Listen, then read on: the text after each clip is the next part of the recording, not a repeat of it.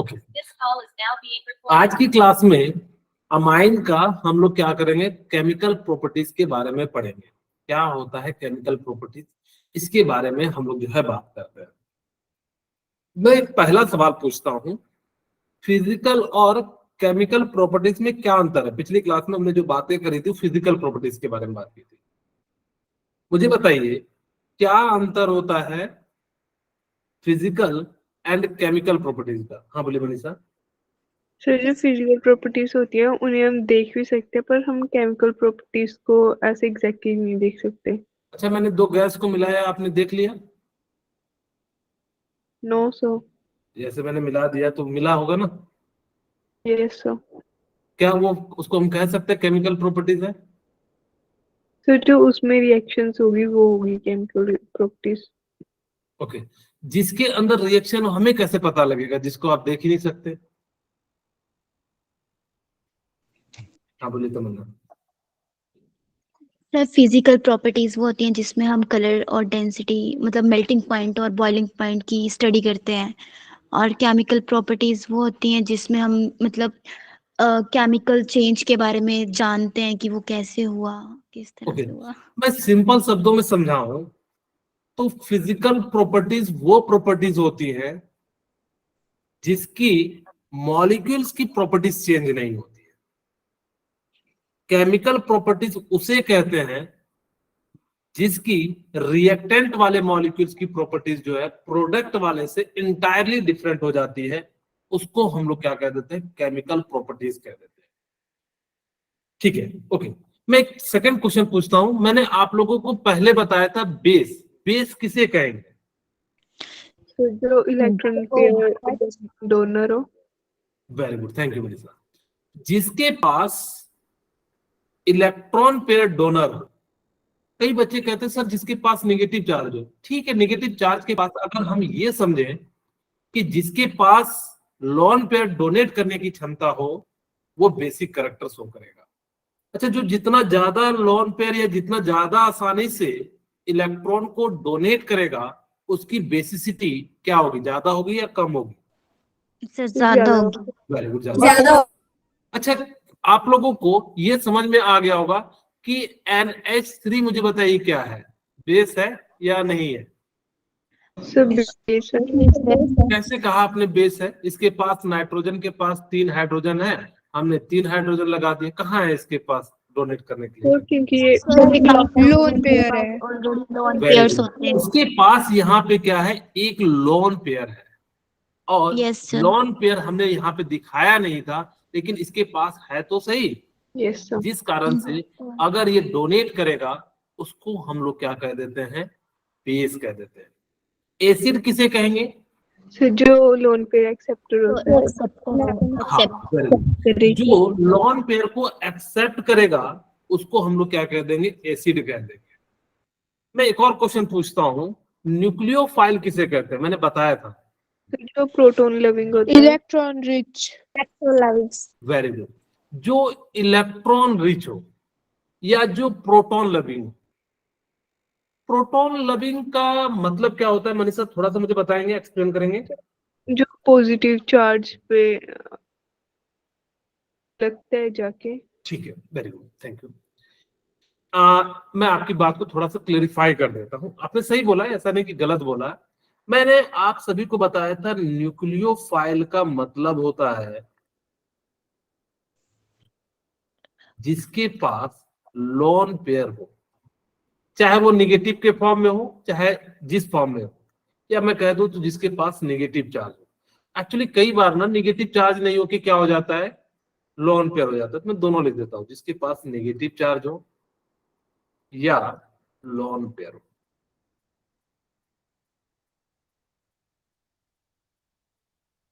अगर जिसके पास, जनरली ये याद मत रखना न्यूक्लियोफाइल को आप सर NU माइनस से लिखते थे पहले। हाँ, अभी भी लिखेंगे क्योंकि इसका मतलब है इसके पास एक्सेस इलेक्ट्रॉन है, इसीलिए यहाँ पे क्या है? नेगेटिव है। अब ये जब भी क्या करेगा? जो प्रोटॉन लवर होगा, प्रोटॉन का मतलब होता है जिसके पास एक इलेक्ट्रॉन को रिलीज कर देते हैं, तो जो बनता है, जैसे आप लोगों को समझाने के लिए हम लोग कहां से यूज करते हैं, जैसे हाइड्रोजन है। हाइड्रोजन से मैंने एक इलेक्ट्रॉन निकाल दिया, इसी को हम लोग क्या कह देते हैं, प्रोटॉन कह देते हैं, H प्लस को। क्या मैंने सही लिखा है या गलत लिखा? H प्लस को प्रोटॉन कहते हैं क्या? Yes sir. बिल्कुल Yes, कहते हैं। क्योंकि इसके पास एक इलेक्ट्रॉन था, ना तो न्यूट्रॉन है, क्योंकि हाइड्रोजन के पास प्रोटेरियम में ना तो उसके पास क्या है, न्यूट्रॉन है, और हमने एक इलेक्ट्रॉन था वो भी खींच के निकाल दिया। इसका मास जो भी है वो किसके बराबर है, प्रोटॉन के बराबर, इसीलिए इसको हम लोग क्या कह देते हैं, प्रोटॉन कह देते हैं। ठीक है, ओके। Yes sir. अब यहाँ पे हमें ये समझ में आ गया कि न्यूक्लियोफाइल का मतलब होता है जिसपे नेगेटिव चार्ज हो, या जो इलेक्ट्रॉन को डोनेट कर सके, उसको हम लोग न्यूक्लियोफाइल कहेंगे। इलेक्ट्रोफाइल का मतलब क्या होता है? सर जो पॉजिटिव चार्ज और नॉन पेयर electron deficient.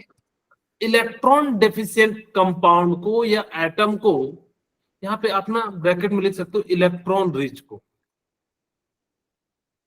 कई बार इलेक्ट्रॉन रिच तो होते, डोनेट नहीं करते, इसलिए हमने लिख भी दिया जो कि डोनेट करे। ठीक है, इलेक्ट्रोफाइल मतलब होता है इलेक्ट्रॉन डेफिशिएंट।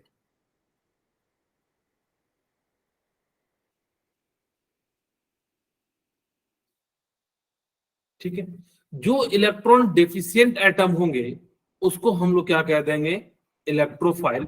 और इलेक्ट्रोफाइल को याद रखिएगा, ई पॉजिटिव से हम लोग क्या करते हैं, रिप्रेजेंट करते हैं। मैं एक क्वेश्चन पूछता हूं, क्या न्यूक्लियोफाइल एज अ बेस काम करेगा या नहीं करेगा, या बेस Yes. न्यूक्लियोफाइल की जैसा बिहेव करेगा या नहीं करेगा? Yes, sir. बिल्कुल करेगा, यस सर। क्योंकि इसका भी काम वही होता है, यानी कि इस प्रकार से। बस याद रखना, बेस जो इलेक्ट्रॉन को डोनेट करे बेस होता है, जो इलेक्ट्रॉन को ले उसे हम एसिड कहेंगे। यहाँ पे भी अमोनिया जो है वो कैसा बेस का बिहेव करता है, बेस के रूप में बिहेव करता है। वही लिखा the lawn pair electron on nitrogen atom in amine makes them basic as well as nucleophile. इसी कारण से वो कैसा हो जाता है, बेसिक भी हो जाता है और न्यूक्लियोफाइल भी हो जाता है। मैं आपसे पूछूं एनिलीन क्या होता है, कोई बताएंगे? सर बेंजीन के ऊपर Benzene ring पे वेरी जब गुड। क्या इसको हम लोग कह दें, मुझे बताना, क्या मैंने एनिलीन का स्ट्रक्चर कौन सा सही बनाया है?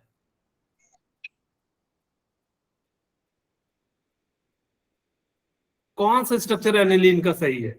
सर ए दोनों। वेरी गुड, यहाँ दोनों सही है। Yes sir.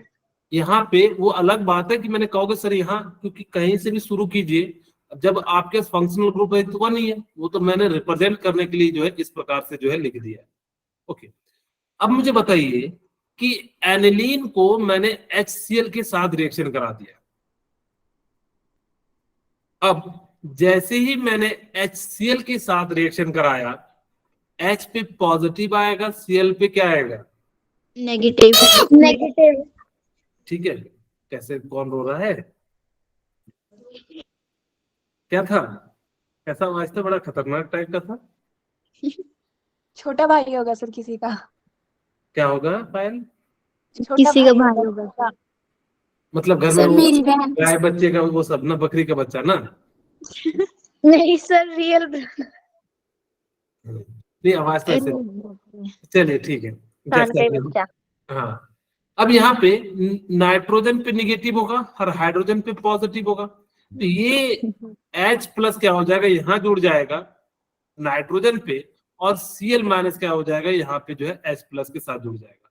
इसका ओवरऑल स्ट्रक्चर में बना दूं, मैं थोड़ा शॉर्ट फॉर्म में बना दे रहा हूँ, C6H5 NH3 plus and Cl minus. ठीक है, तो इस प्रकार से हम लोग क्या कर सकते हैं कि ये जो है प्रोडक्ट का फॉर्मेशन कर देते हैं। और ये जो बनता है एनिलीन को एसिड के साथ रिएक्शन करने पे आपका जो है क्या बन जाता है, साल्ट का फॉर्मेशन हो जाता है। ओके, मैं आपसे इस चीज को मैं बताऊंगा, लेकिन अभी थोड़ी देर बाद बताऊंगा कि अगर आपके पास अमाइन हो, ठीक है, या बेस हो, तो बेस की जो है, या सोडियम हाइड्रोक्साइड की जो बेसिसिटी होती है, यानी कि जो बेसिक स्ट्रेंथ होती है वो ज्यादा होती है। एक एक करके मैं यहाँ पे आपको समझाने का प्रयास करता हूँ। जैसे मान लीजिए मैंने क्या करा, ये जो है RnH2 ग्रुप ले लिया। मुझे बताएंगे R का मतलब क्या होता है? Sir alkyl group Very good. क्या होता है अल्काइल ग्रुप? सर जो CH3 C2H5 very good, thank you Payal. Actually basically अगर मैं सिंपल शब्दों में कहूं कि अल्केन में से 1 एक हाइड्रोजन को निकाल देंगे तो उस ग्रुप अल्काइल को हम लोग क्या कह देते हैं? अल्काइल ग्रुप कह देते हैं। ठीक है, ओके। अब हमने क्या करा कि पानी के साथ रिएक्शन करा दिया। मैं इसको थोड़ा सा ऐसा लिख देता हूं ताकि कि आपको देखने में अच्छा लगे। H plus and OH minus. अब आपको पता है कि नाइट्रोजन पे कैसा चार्ज आएगा? नेगेटिव नेगेटिव नेगेटिव आएगा। नाइट्रोजन की नेगेटिविटी ज्यादा होती है। ठीक है, यस अब ये H प्लस क्या होगा? यहाँ पे जाके जुड़ जाएगा यस सर और ये क्या हो जाएगा? RnH3। और इस पे कैसा आ गया? पॉजिटिव आ गया। ठीक है, मैंने आपको बताया था कि वैकेंट ऑर्बिटल भी हो तो उसको हम लोग क्या कहते हैं? इलेक्ट्रोफाइल कह देते हैं। और साथ में OH माइनस बाहर आ जाएगा। हाँ जी, बोलिए मनीषा। सर ROH और NaOH में से कौन ज्यादा बेसिसिटी शो करता है? स्ट्रॉन्ग बेस तो सोडियम हाइड्रोक्साइड होता है, बहुत ही स्ट्रॉन्ग होता है। ठीक है, आगे हम बताएंगे कि जब ऑक्सीजन और नाइट्रोजन में कंपैरिजन हो, आपने शायद पिछली क्लास नहीं किया होगा तो वहां पे मैंने क्वेश्चन भी कराया था इसका ऑर्डर का। आपने शायद पिछली क्लास किया था। 900 ओके, तो इसीलिए शायद वहां खैर मैंने आप पिछली का लेक्चर का देखिएगा, मैंने वहां पे ROH और RNH का इसका जो है एग्जांपल बताया था। और वैसे भी कभी याद रखना, मेटल का कंपैरिजन बेसिसिटी में सबसे ज्यादा होता है क्योंकि वो सबसे आसानी से जो है क्या करता है? इलेक्ट्रॉन को डोनेट करता है। ओके, अब यहाँ पे हमारे पास बन गया। और अगर मैं इक्विलिब्रियम कंडीशन बनाऊं K इक्वल टू, तो हम क्या लिखते हैं? Product molar concentration of products over molar concentration of reactants. Very good, thank you. और नीचे में हम क्या लिखेंगे? RnH2। क्या माइनस लिखेंगे क्या? नहीं, ये तो हमने बस आपको समझाने के लिए बताया। H माइनस O2, यहाँ पे एक्चुअल में माइनस है। ठीक है, ओके। अब मुझे बताइए कि जो वाटर होगा वो एक्सेस अमाउंट में होगा, क्योंकि हम किसी चीज को किसी में घोलते हैं तो उसकी क्वांटिटी क्या हो जाती है? ज्यादा हो जाती है। जैसे कि एग्जांपल के रूप में मैं समझाता हूं, अगर मुझे दूध में पानी डालना है तो किसकी क्वांटिटी ज्यादा होगी? दूध की। यानी कि जिसमें हम डिसॉल्व करेंगे। आपको ये नहीं कहना सर मेरे घर में पानी की क्वांटिटी ज्यादा हो जाती है। एक्चुअली ऐसा दूध कोई लेगा नहीं। अगर जो ऐसा कोई देगा तो वो जो है बेकार हो जाता है। ठीक है, दुनिया करती है लेकिन ऐसा नहीं होना चाहिए। ओके, अब यहाँ पे H2 जो है एक्सेस है। अच्छा, मैं इसको ऐसा लिख दूं कि H2O और RnH3 प्लस OH माइनस। ठीक है, और RnH2। बोले किन्हीं को कोई एतराज तो नहीं? No, sir. ओके, ठीक है। ओके, अब हमने क्या करा कि इस प्रकार से लिख दिया। मैंने क्या करा कि इस दोनों को ना KB मान लिया। इसका मतलब है सॉलिबिलिटी कांस्टेंट। KB का मतलब क्या हो जाता है? Solubility constant. और मैंने इसको लिख दिया RnH3 प्लस और साथ में क्या लिख दिया?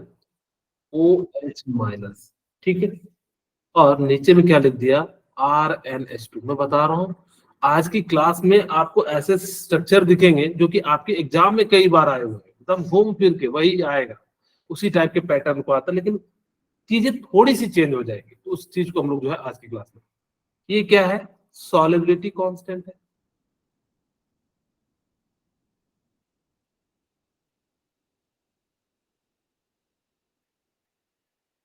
ओके, ये भी यही कहता है। सॉरी, सॉलिबिलिटी नहीं, बेसिसिटी। ये बेसिसिटी कौन? बेसिसिटी की बात कर रहे हैं, बेसिसिटी कांस्टेंट। ठीक है, तो यहां पे हमने क्या करा कि जितना ज्यादा, यहाँ पे मैं एक बात बताने जा रहा हूँ सबसे इंपॉर्टेंट इस पूरे अभी तक जितना पढ़े आज की क्लास का, अगर केबी की वैल्यू ज्यादा होगी तो बेसिसिटी ज्यादा होगी। केबी की वैल्यू ज्यादा होगी तो बेसिसिटी क्या हो जाएगी, हाई हो जाएगी। ज्यादा। हाँ, अब कहोगे सर क्यों, यहाँ पे ध्यान से देखिए, अगर मैं केबी की वैल्यू बढ़ाऊंगा तो क्या RnH3 की वैल्यू बढ़ेगी? Yes sir. Yes sir. अब एक बच्चा मुझसे कहेगा सर कैसी बात कर रहे हो, क्या OH नहीं बढ़ सकता है क्या? OH माइनस भी तो है, वो तो यस सर। इसमें तो है ही। हमें तो क्या करना है, इसको डिसॉल्व कराना है। जितना अच्छे से डिसॉल्व होगा वो उतना अच्छा है। यानी कि जितना RnH3 प्लस बनेगा, क्योंकि वाटर में डिसॉल्व करते हमें H प्लस OH माइनस थोड़ा नहीं दिखता है टूटा हुआ। ऐसा तो नहीं होता ना कि H प्लस सर एक साइड हो जाता है और कम कर देता है, हड़ताल कर देता है कि हम RnH3 को अपने साथ नहीं रखेंगे और एक साइड H प्लस होता है एक साइड OH माइनस होता है, बीच में Rn नहीं। यहाँ पे RnH3 जो होता है वो डिसॉल्व करता है वाटर में, जिस कारण से ये सीधे सीधे इसके जो है डायरेक्टली प्रोपोर्शनल है। अगर केबी की वैल्यू ज्यादा होगी, बेसिसिटी ज्यादा होगी, स्टेबिलिटी उसकी ज्यादा होगी। जैसे मैं बता दे रहा हूं, अगर केबी की वैल्यू ज्यादा होगी तो उसकी बेसिसिटी क्या हो जाएगी, ज्यादा हो जाएगी। और अगर बेसिसिटी ज्यादा होगी तो उसकी स्टेबिलिटी क्या हो जाएगी, ज्यादा हो जाएगी। बट पीकेबी, ठीक है, पीकेबी ज्यादा होगा तो बेसिसिटी कम हो जाएगी। खैर मैं आपको उतना डिटेल में पीकेबी की वैल्यू के बारे में नहीं बताने जा रहा हूं, लेकिन आपको ये जरूर याद रखना कि एक्चुअली इसको लॉग लेते हैं तो लॉग में क्या आ जाता है, माइनस के टर्म में आ जाता है, जिस कारण से पीकेबी की वैल्यू जितनी ज्यादा होगी बेसिसिटी उतनी कम होगी। यानी कि वो, हाँ जी पूछ रहे हैं, बोलिए। पीकेबी क्या होता है? क्या बोले? पीकेबी क्या होता है? पीकेबी लॉग के फॉर्म में हम लोग जब इसको लेते हैं, लॉग ले लेते हैं दोनों साइड, तो एक वैल्यू निकलती है, उसको हम पीकेबी कह देते हैं। जैसे लॉग केबी को हम लोग जो है क्या कह देंगे, पीकेबी कह देते हैं शॉर्ट फॉर्म। ठीक है, वो जो बेसिकली जो है जब दोनों साइड लॉग लेते हैं तो इस प्रकार से हम लोग क्या करते हैं, उसको जो है निकाल लेते हैं। खैर हम यहाँ पे लॉग की वैल्यू के बारे में बात नहीं कर रहे हैं, हमें सिंपली पीकेबी की वैल्यू दी हुई होगी एग्जाम में, और आपसे पूछा जाएगा कि कौन या किसका बेसिक कैरेक्टर ज्यादा है या किसकी बेसिसिटी ज्यादा है। यही बात यहाँ भी लिखा हुआ है, larger the value of KB, smaller value of pKb, stronger is the base. यानी कि जितना ज्यादा केबी की वैल्यू होगी और पीकेबी की वैल्यू जितनी कम होगी वो उतना ही ज्यादा स्ट्रॉन्गर बेस होगा। इस पॉइंट को आपको याद रखना है। सर अगर बेसिसिटी मतलब उसकी डिक्रीज होगी तो स्टेबिलिटी डिक्रीज होगी कि इंक्रीज होगी? अगर बेसिसिटी उसकी डिक्रीज हो रही है इसका मतलब उस पे आयन स्टेबल नहीं है। Yes sir. अगर आयन स्टेबल नहीं है तो मुझे बताओ कि उसकी स्टेबिलिटी इंक्रीज हुई या डिक्रीज हुई? Sir decrease. इसी कारण से अगर कोई भी बेसिसिटी उसकी डिक्रीज हो रही है तो उसकी अनस्टेबिलिटी क्या हो जाएगी, बढ़ जाएगी। ठीक है, ओके। अब यही पूरा टेबल हमें आज की क्लास में पढ़ना है, क्योंकि सर ये 6 बातें हमें जो है जो है लाइन लिखी हुई है और इसी को पूरा क्लास लग जाएगा। एक्चुअली देखिएगा ये आधे घंटे से ज्यादा लग जाएगा आपको इसको पूरा चीज को समझाने में। मैं आपको अभी 2 बातें समझाऊंगा। मैंने आपको पिछली क्लास अभी जस्ट पिछले लेक्चर में मतलब पिछली स्लाइड में मैंने बताया कि केबी की वैल्यू ज्यादा होगी तो मुझे बताइए बेसिसिटी क्या होगी? इंक्रीज। ज्यादा होगी, इंक्रीज होगी। केबी इंक्रीज किया तो बेसिसिटी इंक्रीज होगी। या बेसिक, यहाँ पे कह सकते हो कि बेसिक कैरेक्टर जो है ज्यादा हो जाएगा। Yes sir. या इसी चीज को मैं लिख देता हूँ बेसिसिटी, यानी कि बेसिक कैरेक्टर को हम लोग थॉट में क्या लिखते हैं, बेसिसिटी कहते हैं, ये ज्यादा हो जाएगा। ठीक है, और पीकेबी की वैल्यू मैंने कहा ज्यादा होगी तो बताइए बेसिसिटी क्या हो जाएगी, कम, डिक्रीज। कम हो जाएगी। Very good. क्योंकि सर ठीक है, पीकेबी की वैल्यू जो है गिवन होगी। मैं आपसे पहले छोटा सा क्वेश्चन पूछता हूं, मुझे बताइए कि इन तीनों में सबसे ज्यादा बेसिक कैरेक्टर कौन होगा?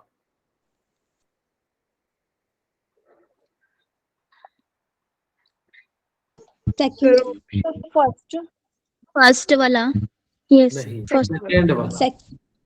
क्योंकि सर, मैंने थर्ड वाला। पीकेबी की वैल्यू जितनी कम होगी, आप इसको ऐसे भी लिख सकते हैं ना, पीकेबी की वैल्यू जितनी कम होगी, बेसिसिटी उतनी ज्यादा होगी। Yes sir. ठीक है, देखो सबसे कम किसका है? 3.28। Yes sir. ये जो है ना इतना ज्यादा ड्रामा करेगा, अभी कहने की बात नहीं। अभी आपको इतनी कंफ्यूजन होगी, बाकी कहीं कुछ आपको दिक्कत नहीं आएगी। अब मैं इन्हीं 9 जो है चीजों को आपको एक एक करके मैं जो है पढ़ाता हूं, आपको धीरे धीरे धीरे धीरे समझ में आएगा। फिलहाल आपको ये पीकेबी के अनुसार से देख के बता सकते हैं कि सबसे ज्यादा जो होता है सेकेंडरी अमाइन होता है, फिर प्राइमरी अमाइन होता है, फिर टर्सरी अमाइन होता है। इस बात को याद रखिएगा, मैं आगे की स्लाइड में इसको यूज करूंगा, बाकी आपको चीजें याद नहीं रखना। ठीक है, ओके। पहला हम बात करते हैं इंडक्टिव इफेक्ट। आप लोगों ने नाम सुना है इंडक्टिव इफेक्ट का? Yes sir yes sir. Okay, inductive effect होता क्या है? दो टाइप के होते हैं, प्लस इफेक्ट, माइनस इफेक्ट। और माइनस। इंडक्टिव इफेक्ट जो होता है वो परमानेंट इफेक्ट होता है, डिस्टेंस डिपेंडेंट होता है, और कोवेलेंट में जो है क्या होता है, एप्लीकेबल होता है। ये अप टू 3 कार्बन के लिए होता है। बस मैंने 3-4 बातें छोटी छोटी बताई, हम उतना पढ़ेंगे नहीं।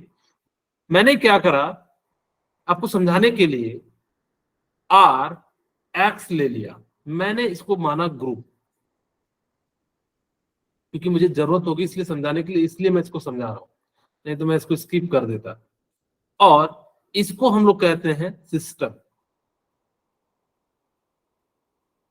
अब ध्यान से सुनना, आप लोग ग्रुप हो, अवंती सिस्टम है, ऐसे समझना। अगर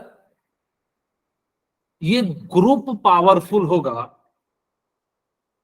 तो सिस्टम के इलेक्ट्रॉन को क्या कर लेगा?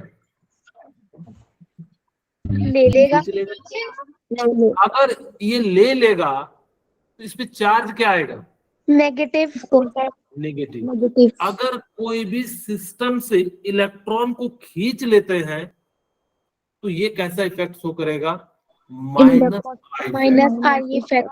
I effect. मतलब है कि इसने क्या करा, किसी सिस्टम से इलेक्ट्रॉन को खींच लिया। जैसे आप लोगों के स्कूल में कोई चीज नहीं मिल रहा, सपोज कीजिए कि आप लोगों ने कहा कि सर हमारे लिए एक्स्ट्रा क्लास लगाइए, और आपकी नहीं लग रही थी। आप लोगों ने सीधा क्या किया, एकदम प्रिंसिपल के रूम में गए और कहे सर हमारी एक्स्ट्रा क्लास लगाइए। अब जब ज्यादा लोग जाओगे तो आपकी ग्रुप क्या हो गया? पावरफुल हो गया। अगर ग्रुप पावरफुल हो गया तो उसने सिस्टम के से काम करवा लिया, यानी कि सिस्टम का इलेक्ट्रॉन ले लिया।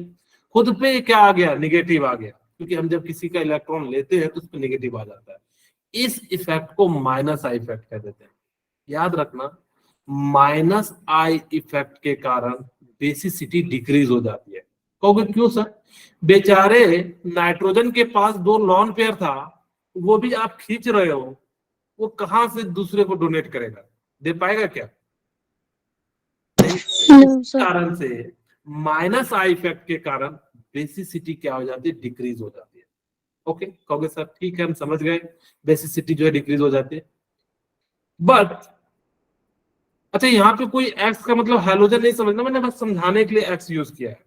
ये नहीं कहना कि कोई सर बाद में जो है हैलोजन ग्रुप है क्या, यहाँ नहीं, ये कोई भी ग्रुप हो सकता है। ओके, अब मैंने क्या करा कि आर एक्स फिर से लिया, और इसको हमने क्या कहा, इस बार जो है ग्रुप कह दिया। मैं कलर चेंज कर देता हूं, इसको मैंने क्या कह दिया? ग्रुप कह दिया। और इसको मैंने क्या कह दिया? सिस्टम कह दिया। अब क्या हुआ कि सिस्टम पावरफुल है। जैसे कोई कोई कोचिंग वाले क्या करते हैं, बच्चों से ही खींच के जो है, बच्चों का काम नहीं करते हैं, बच्चों से पैसे भी ले लेते हैं, यानी कि बच्चों का शोषण हो जाता है। अब जब ऐसा हो जाता है तो इसके इलेक्ट्रॉन खींच लेंगे तो इस पे चार्ज कैसा आ जाएगा? Positive. पॉजिटिव पॉजिटिव आ जाएगा, और इस पे चार्ज कैसा आ जाएगा, नेगेटिव। तो इस टाइप के इफेक्ट को हम लोग क्या कहते हैं, प्लस आई इफेक्ट कहते हैं। अब मुझे बताइए कि नाइट्रोजन के पास लोन पेयर थे और लोन पेयर दे देंगे तो जल्दी जल्दी इलेक्ट्रॉन डोनेट करेगा या धीरे धीरे करेगा? सर जल्दी जल्दी करेगा। अगर जल्दी जल्दी डोनेट करेगा तो उसकी बेसिसिटी इंक्रीज होगी या डिक्रीज होगी? सर इंक्रीज होगी। इंक्रीज होगी। इसी कारण से इसकी बेसिसिटी प्लस आई इफेक्ट के कारण जो है वो इंक्रीज हो जाती है। अब ये तो मैंने बस आपको थोड़ा सा इंडक्टिव इफेक्ट के कारण बताया। अब होता क्या है एक्चुअल में, यहां पे देखिए, प्लस आई इफेक्ट के कारण अमाइन की बेसिसिटी क्या हो जाती है, इंक्रीज हो जाती है। क्यों इंक्रीज हो जाती है? क्योंकि वो क्या करता है, इलेक्ट्रॉन को डोनेट करता है, और डोनेट करने के कारण उसके पास इलेक्ट्रॉन की संख्या बढ़ जाती है, और बढ़ जाने के कारण वो क्या कर सकता है, आसानी से डोनेट कर सकता है। तो ठीक है सर, हमने जो है डोनेट करा दिया। अब मुझे यहां समझाओ, ये कौन सा अमाइन है?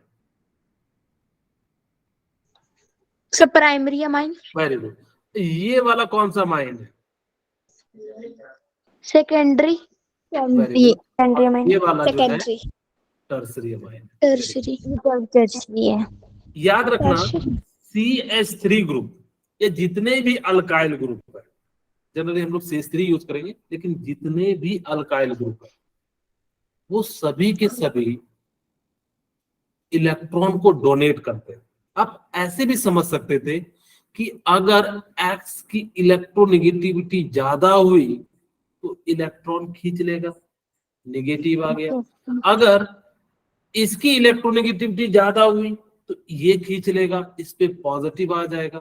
यहां भी वैसा ही होता है, लेकिन नाइट्रोजन की इलेक्ट्रोनेगेटिविटी ज्यादा और कार्बन की क्या करेगा, खींच लेगा।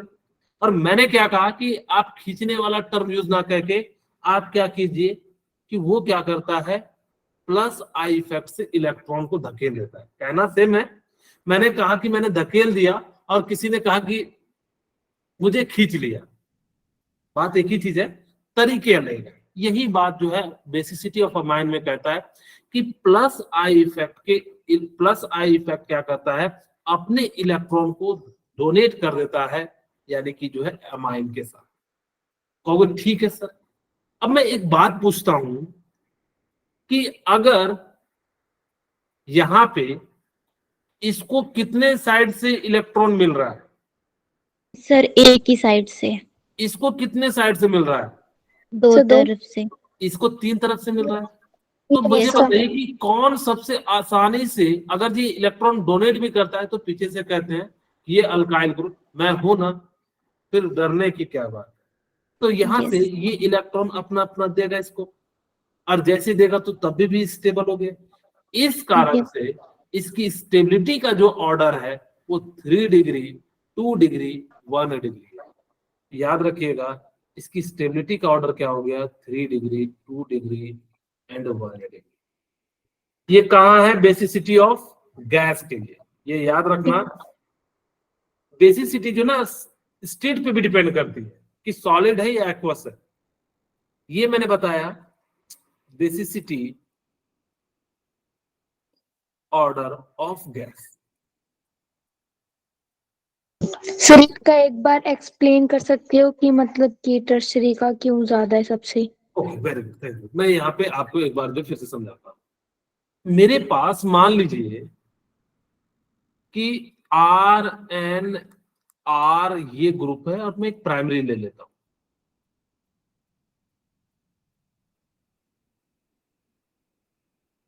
ठीक है, मैं इसको दूसरे तरीके से समझाता हूं। सपोज कीजिए इसके पास भी लोन पेयर है, यस सर।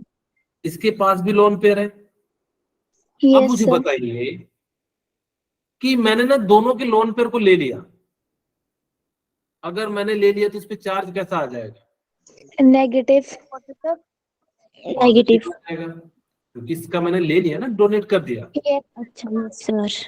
तो यहाँ पे भी क्या आ गया, पॉजिटिव आ गया। अब मुझे बताइए दोनों के पास इलेक्ट्रॉन की कमी है, Yes, sir. है या नहीं?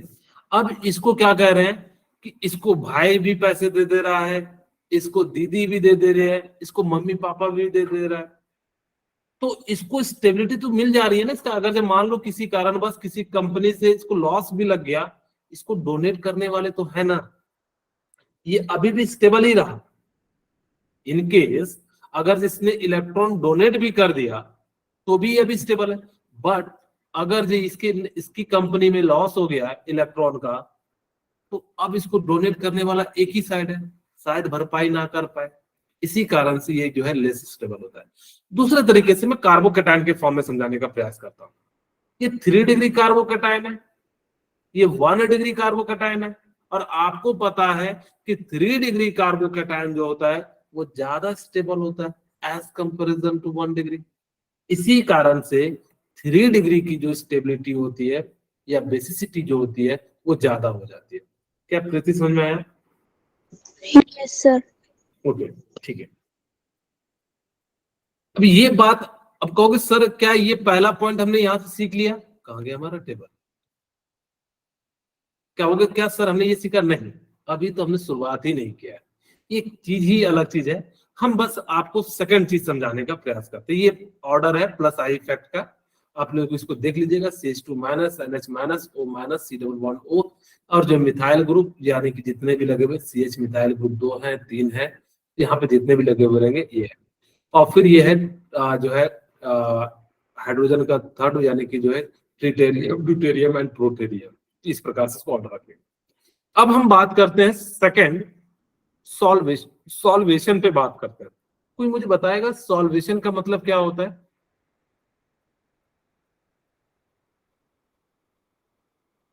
क्या होता है सॉल्वेशन का मतलब? सॉल्वेशन का मतलब होता है कि किसी चीज को किसी के अंदर डिसॉल्व कर देना। जैसे पानी के अंदर हमने क्या कर दिया, चीनी को डिसॉल्व कर दिया, वो क्या हो गया? सॉल्वेशन हो गया। यहां से सॉल्वेशन से जो सबसे मोस्ट इंपॉर्टेंट क्वेश्चन बनता है कि कोई भी चीज अगर जो सॉल्यूशन में डिसॉल्व कर जा रहा है, सॉल्यूशन का फॉर्मेशन हो रहा है, वो किसके कारण हो रहा है? तो आप क्या आंसर दीजिएगा?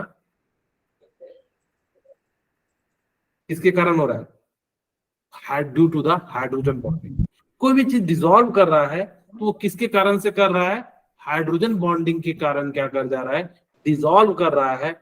इसीलिए आपको इस बात को याद रखना। खैर, हम फिर से लेते हैं, इसको हम लोग क्या कह देते हैं? प्राइमरी अमाइन, और इसको हम लोग क्या कह देते हैं? Secondary amine. मैं ऐसा ही लिख देता हूं, कोई ये नहीं कहना कि सर ऐसा क्यों लिख दिए। अच्छा चलिए, नहीं तो बाद में आप लोग डराने लगेगा तो दिक्कत हो जाएगा ना, सर आपने ऐसा क्यों लिखा।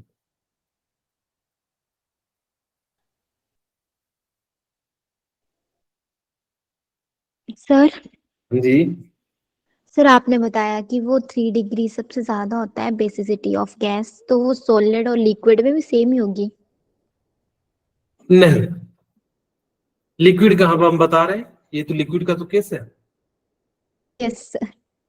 ठीक है, ओके। अब यहाँ पे ये सॉल्यूशन का मतलब हो गया एक्वस फेज। Yes sir. ठीक है, अब यहाँ पे ध्यान दीजिए, मैंने क्या करा, RNH RH, अब यहाँ पे 3 डिग्री RNRR। ठीक है, अगर मैं पानी में डिसॉल्व करूंगा तो यहां से H प्लस आ जाएगा। मैं आपको उस तरीके से थोड़ी देर में समझाऊंगा कि जब आप RNH3 प्लस बनते हैं। मैं आपको ना पहले दूसरे तरीके से समझाता हूं जिससे आप समझ में आसानी से आता है। अच्छा मुझे बताइए कि यहाँ पे क्या वाटर के मॉलिक्यूल्स होंगे? Yes sir. और आपको मैंने बताया हुआ है कि जहां भी फॉर्म कॉल दिख जाए तो वहां पे क्या बन जाएगा? Hydrogen bonding. Hydrogen bonding. तो इस बॉन्ड को हमने क्या कह दिया? H bond. H बॉन्ड का मतलब हो गया hydrogen bonding. Yes sir. Yes sir. अब यहाँ पे कहोगे सर जब पानी में डिसॉल्व कर रहे तो यहाँ पे इस प्रकार से बनेगा? मैंने कहा हाँ बिल्कुल बनेगा। तो क्या यहाँ भी बनेगा? हाँ यहाँ भी बनेगा। सिमिलरली यहाँ पे कितने हाइड्रोजन बॉन्ड बनेंगे? अगर जो मैं इसको भी थोड़ी देर के लिए जो हटा दूं, यहाँ पे दो दो, बनेंगे, यहाँ पे दो, एक बनेंगे और यहाँ और यहाँ एक पे भी नहीं 0। बनेगा। ओके, तो यहाँ पे एक हाइड्रोजन बॉन्ड मैं बना देता हूं। अब मुझे बताइए, इसको स्टेबिलिटी दो तरफ से मिल रहा है। अगर जब मैं पानी में डिजोल्व कर दूं तो एक और तरीके से इसको कह दूं। Yes sir. अगर इसकी स्टेबिलिटी 3 हाइड्रोजन बॉन्ड आके दे रहा है, इसको एक दे रहा है और इसको एक भी नहीं दे रहा है, इसको एडिशनल सपोर्ट मिला। किसका? यस हाइड्रोजन बॉन्ड का। हाइड्रोजन बॉन्डिंग का। अगर हाइड्रोजन बॉन्ड का सपोर्ट मिला तो जल्दी घुलेगा या देर से घुलेगा? सर जल्दी खुलेगा, अगर जल्दी जल्दी खुलेगा घुलेगा तो यानी कि स्टेबल कंपाउंड बनेगा, तभी तो जल्दी जल्दी बनाएगा। सर। अब मैं ऐसे समझिए कि मान लो कि मैंने एक कंपनी खोला, यस सर। अब उसमें ना मैं नौकरी दे रहा हूँ और मैं झूठ मूठ का जो है लोगों को दे ही नहीं रहा, तो मेरे पास एक आदमी आएगा तो हो सकता है कि आके जो फंस के चले जाए, लेकिन वो दूसरे को कहेगा तो वो तो नहीं फिर दोबारा आएगा ना कोई।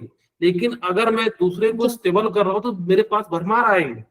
उसी तरीके से यहाँ पे हाइड्रोजन बॉन्डिंग के कारण इसकी स्टेबिलिटी क्या हो जाती है? ज्यादा हो जाती है। ओके, अब अगर इसकी स्टेबिलिटी ज्यादा हो जाती है तो ये तो प्राइमरी अमाइन है। Yes sir. ये कौन सा है? सेकेंडरी है। और टर्शियरी। ये कौन सा है? टर्सरी है। अब जिसमें जितना ज्यादा हाइड्रोजन बॉन्डिंग बनेगा वो उतना ज्यादा सॉल्वेशन शो करेगा। इसी कारण से सॉल्वेशन में 1 डिग्री, 2 डिग्री, 3 डिग्री की स्टेबिलिटी जो है ज्यादा होती है।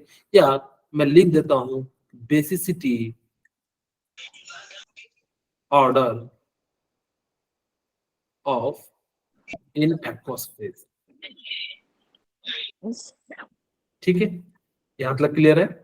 Okay, yes sir. अब हम बात करते हैं स्टेरिक हिंड्रेंस। स्टेरिक हिंड्रेंस का मतलब क्या होता है? बल्कि ग्रुप Crowd. आपस में रिपेल करने लगना। जैसे Yes, किसी sir. घर में अगर ज्यादा लोग हैं तो देखिएगा कभी कभी रिपल्सन हो जाता है। Yes sir. आप लोगों ने देखा होगा कभी कभी स्कूल में ही अगर ज्यादा हो जाते हैं तो कभी कभी जो है झगड़ा भी हो जाता है। तो उसी Yes, तरीके से sir. अगर बड़े बड़े ग्रुप होंगे तो स्टेरिक हिंड्रेंस भी उतना ज्यादा होगा। आपको मैं एक ऐसे तरीके से समझा सकता हूँ कि मान लीजिए कि एक फील्ड है, आप लोग स्कूल गए और वहां पे मैंने फील्ड पे कहा कि भाई चॉकलेट बिस्कुट रख दिया और जो जाके जो है जितना आसानी से खा सके। दूसरा केस मैंने क्या रखा कि मैंने ना बहुत सारे बच्चों को रख दिया और अब कहा कि जाओ खाओ, तो अब उसको दिक्कत आएगी क्योंकि हो सकता है वो बच्चे से बच्चे टकरा जाए। इसी कारण से जिसके अंदर स्टेरिक हिंड्रेंस ज्यादा होगा तो वहां पे इलेक्ट्रॉन तो जा ही नहीं पाएगा, यानी कि Yes, sir. इलेक्ट्रॉन जो है दूसरे, जैसे आप देखिए R NH2 R R H और यहाँ पे R N R। अच्छा, मैं आप लोगों को ना 5 मिनट एक्स्ट्रा ले रहा हूँ, आप लोग भागना मत, ठीक है? Yes, sir. अब यहाँ पे कोई ग्रुप, इसके पास भी लोन पेयर है, इसके पास भी लोन पेयर है, इसके Yes, sir. पास भी लोन पेयर है।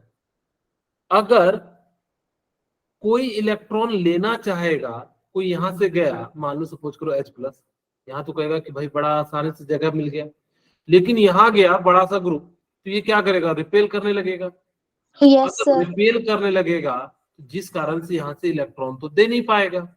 इस कारण से स्टेरिक हिंड्रेंस जिसके पास ज्यादा होगा वो रिपल्सन करेगा, और रिपल्सन करेगा तो स्टेबिलिटी कम बनेगा, जिस कारण से स्टेरिक हिंड्रेंस के कारण 1 डिग्री, 2 डिग्री, 3 डिग्री। अब आप कहोगे कि ठीक है सर, आपने इतनी सारी चीजें बताई लेकिन अभी भी कॉन्सेप्ट हमारा क्लियर नहीं हुआ। वहां पे 2 डिग्री अमाइन जो है वो ज्यादा स्टेबल था। मैंने कहा हाँ, अब आपकी बात जो है क्लियर हो जाएगी। स्पेशल केस, अगर R की जगह पे आपने C2H5 ले लिया, R की जगह पे क्या ले लिया? C2H5. H5 ले लिया, तो याद रखना कि 2 डिग्री अमाइन जो होता है वो ज्यादा स्टेबल होता है। ठीक है, यहाँ पे लिख देता हूँ So, steric hindrance की केस में नहीं, ये स्पेशल केस है जब आपको R की जगह C2H5 दिखे, CH3 Yes, ना, जब वहां पे R की जगह C2H5 और CH3 दिखे तो ये स्पेशल केस बनता है, बाकी के लिए आपको नॉर्मल लगाना है। ठीक है, सर आप क्या बोल रहे हो? sir. सॉरी फिर से पूछना, क्या बोल रहे? सर आप क्या बोल रहे थे अभी हाँ, दोबारा मैंने समझा। कहा कि अगर नॉर्मल चीजें हैं R की जगह पे, जैसे हम लिखते थे ना RNH2, यहाँ पे R की जगह C2H5 और CH3 के अलावा बाकी जो भी ग्रुप रहेगा वो वैसे एज इट इज वैसा ही वर्क करेगा जो पहला। बट अगर R की जगह C2H5 और CH3 दिख जाए, मैं लिख भी देता हूं, तो आपको ये वाला स्पेशल केस लगाना होगा। ठीक है, R की जगह पे। ओके, अभी देखिए आपको समझ में आ जाएगा, चिंता मत कीजिए। मैंने कहा कि 2 डिग्री अमाइन जो होता है वो ज्यादा स्टेबल होता है कंपैरिजन टू 3 डिग्री 1 डिग्री। यहां पे देखिए ये कौन सा डिग्री है? 2 डिग्री। 2 डिग्री, ये कौन सा है? 1 डिग्री, और ये कौन सा है? 3 डिग्री। 3 डिग्री। कहोगे सर आपने अभी बताया इंडक्टिव इफेक्ट में कौन सा सबसे ज्यादा स्टेबल हो रहा था? 3 degree, 2 degree, 1 1 degree, degree. 1 degree, आपने सॉल्वेशन में बताया 1 डिग्री, 1 2 डिग्री, 2 डिग्री, डिग्री और 3 3 डिग्री। डिग्री। मैंने कहा हाँ, बोले प्रीति। सर जैसे कि आपने ऊपर एग्जांपल दी C2H5 वाली, तो जो 3 डिग्री जहाँ पे लिखा है वहां पे NH नहीं आया, H नहीं आएगा, अकेला N आएगा। हाँ सही कह रहे हो, मिटेगा नहीं। ठीक है, यस ओके। अब यहाँ पे देखिए मैंने क्या कहा कि अगर स्पेशल केस होगा तो यहाँ पे क्या हो जाएगा कि 2 डिग्री। अब कहोगे सर हम कैसे याद रखें? तो याद रखिएगा C2H5 बड़ा या CH3 बड़ा? C2H5। ओके, तो सी यहाँ दोनों में 2 डिग्री बड़ा होता है। अब हमारा वापस वो पहला पॉइंट जो क्लियर होने वाला है कि C2 में H5 और CH3 में हमेशा याद रखना सेकेंडरी बड़ा होता है। क्योंकि सर यहाँ के अनुसार से तो 3 डिग्री 1 डिग्री एक्चुअली ओवरऑल मिलाया गया ना, देखा गया कि दोनों की प्रॉपर्टी के अनुसार से जो 2 वाला पोजीशन था वो ज्यादा जो है स्टेबल आ रहा था। लेकिन सिर्फ और सिर्फ इथाइल और मिथाइल में, बाकी में नहीं लगाइएगा। ऐसा नहीं कि सभी में लगाना शुरू कर दीजिएगा, नहीं। अगर मिथाइल और इथाइल दिख जाए जिस कारण से यहाँ पे 2 डिग्री हो जाएगा, क्योंकि सर हम याद कैसे रखें? तो याद रखिएगा कि इथाइल मिथाइल में दोनों में 2 से शुरू होता है। ये बड़ा है तो उसके बाद बड़ा आएगा, 2 के बाद 3। ये छोटा है तो उसके बाद छोटा आएगा, यानी 1 डिग्री, और एक बचा है तो आप उसको फिल कर सकते हैं। ठीक है, ओके। अब मैं यहाँ पे आप सभी के लिए छोटा सा टेबल बना रहा हूं। आप लोगों ने गेम खेला है? Yes sir. ओके, हम भी गेम खिलाते हैं। GAME। अगर वो गैस फेज में हुआ, जिससे क्या होता है गैस में, गैस, तो सबसे ज्यादा जो स्टेबल होगा वो कौन सा होगा? प्राइमरी। हाँ, मैंने कहा था टर्सरी अमाइन जो होगा, क्योंकि जितना ज्यादा ग्रुप होंगे उतना ज्यादा स्टेबल होगा। यस सर, टर्शरी, सेकेंडरी और प्राइमरी। तो ये जो है किसका है? Basicity order. गैस का। Very good, basicity order of gas.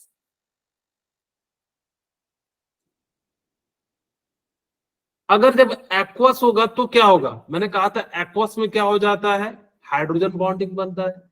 यहाँ पे याद रखना कौन सा primary, secondary. Plus I effect लगता है। हाँ, तो यहाँ पे क्या हो जाएगा 1 डिग्री, क्योंकि जितना ज्यादा हाइड्रोजन होगा उतना ज्यादा हाइड्रोजन बॉन्डिंग का फॉर्मेशन हो जाएगा। ये भी बेसिसिटी ऑर्डर ऑफ एक्वस। और यहाँ पे जो इफेक्ट लगता है वो कौन सा लगता है? H bond. फिर मैंने कहा जब आपके पास मिथाइल हो,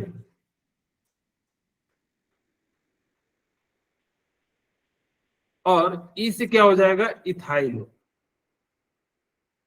ए से क्या हो जाएगा? एक्वस। और जी से क्या हो जाएगा, गैस। ठीक है। ओके, अब मुझे बताइए कि मिथाइल में मैंने कहा था मिथाइल इथाइल में 2 डिग्री तो सबसे ज्यादा हो जाएगा, ठीक है। उसके बाद मैंने कहा था भाई मिथाइल छोटा है तो यानी कि छोटा वाला आ जाएगा, यस सर। और इथाइल मैंने कहा था बड़ा है तो यहाँ पे बड़ा आ जाएगा डिग्री, और यहाँ पे 1 डिग्री बच जाएगा, ठीक है। तो इस प्रकार से हम लोग क्या करते हैं, इनको करते हैं। मैं अभी पूरा एक्सप्लेन नहीं कर पाया इस टेबल को। हाँ जी, सर एक लास्ट वाला समझाना जो आपने टेबल बनाया। हाँ बोलिए। हाँ सर, इसमें आपने बनाया ना 2 डिग्री और 3 डिग्री और 1 डिग्री लास्ट में इथाइल में। हाँ तो सर ये कैसे आया था, मेरे टीचर्स ने भी यही पूछा था और मैं नहीं बता पा रही थी इसको। ओके, एक्चुअली ये एक एक्सपेरिमेंटल वैल्यू है, लेकिन कहा जाता है कि अगर देखिए दोनों केस में सॉल्वेशन में और इंडक्टिव इफेक्ट में अगर से दोनों को मिलाया जाए तो यहाँ पे ना सेकंड वाली प्रॉपर्टी डोमिनेट कर जाती है, इस कारण से। लेकिन ऐसा लॉजिक परफेक्ट लॉजिक है नहीं, ये एक्सपेरिमेंट से आया, ठीक है। ये क्या है, एक्सपेरिमेंटल डाटा है। वहां पे देखा गया कि जो 2 डिग्री अमाइन होते हैं उनकी स्टेबिलिटी ज्यादा होती है। अब ये एक्सपेरिमेंट है, लेकिन लॉजिक क्या कहते हैं कि भाई देखो सॉल्वेशन में भी 2 डिग्री आ रहा है और इंडक्टिव इफेक्ट वाले केस में भी आ रहा है, जिस कारण से ओवरऑल जो है ये क्या हो जा रहा है, ज्यादा हो जा रहा है। अगर ये यही केस होता तो बाकी प्रोपाइल में भी लगना चाहिए था, ब्यूटाइल में भी लगना चाहिए था, सिर्फ मिथाइल और इथाइल में ऐसा क्यों लग रहा है। तो इसीलिए ये एक्सपेरिमेंटल डाटा होता है, जिस कारण से हम बाद में कहते हैं कि इसकी जो है इस टाइप से जो है प्रॉपर्टी ज्यादा है, इसीलिए ओवरऑल हम सेकेंडरी को ले लेते हैं। बट इसका लॉजिक है, एक्सपेरिमेंट में जो है कुछ चीजें जो है पाई गई है इस प्रकार से। ओके, मैंने बहुत सारी चीजें, अभी देखो मैं आपको वापस अपने टेबल पे लेके चलता हूं। मैंने पहला लाइन आपको क्लियर कर दिया, ठीक है। नेक्स्ट क्लास में जो है 5 मिनट लगेगा, मैंने सारी चीजें बता दी है। बस इसको जो है एक्सप्लेन कर दूंगा कि किसका किसका कितना होता है, फिर उसके बाद जो हम लोग आगे बढ़ेंगे। Yes sir.